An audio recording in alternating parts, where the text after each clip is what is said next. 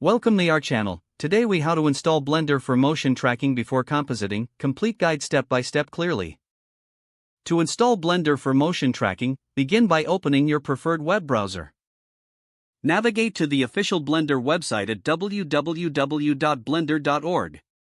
Locate the download section on the home page. Select the appropriate version for your operating system, whether it be Windows, macOS, or Linux. Click the download button to begin the download process.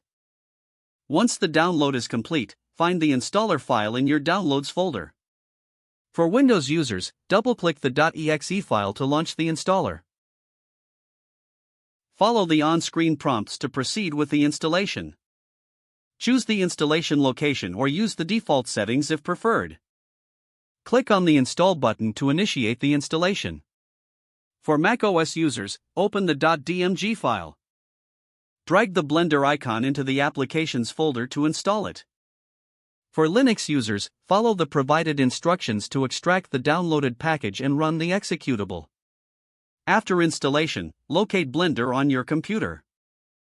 Double-click the Blender icon to open the application. Upon launching Blender, you'll be greeted with the initial splash screen. Familiarize yourself with the interface before diving into motion tracking. To ensure optimum performance, consider adjusting your system preferences. Check for the latest updates under the Help menu to maintain the software. Now you're all set to use Blender for motion tracking in your projects.